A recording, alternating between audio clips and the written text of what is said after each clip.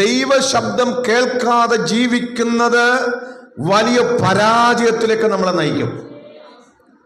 കർത്താവ് പറയുക, എൻ്റെ ആടുകൾ എൻ്റെ ശബ്ദം കേൾക്കുന്നു. ആടുകൾക്ക് ഇടയന്റെ ശബ്ദം കേൾക്കാതെ ജീവിക്കാൻ പറ്റില്ല.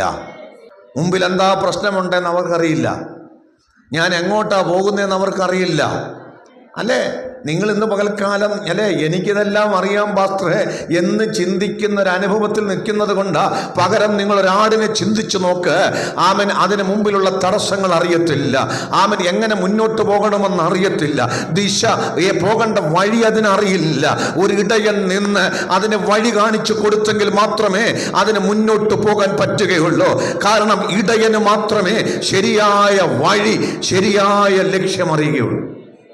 ഇന്ന് പകൽക്കാലം നമ്മളൊത്തിരി ബുദ്ധിമാന്മാരെന്ന് തോന്നുന്നുണ്ടെങ്കിൽ, നമ്മളൊത്തിരി കഴിവുള്ളവരെന്ന് തോന്നുന്നുണ്ടെങ്കിൽ, ഞാനിന്ന് നിങ്ങളോട് പറയുന്നു, ഇല്ല.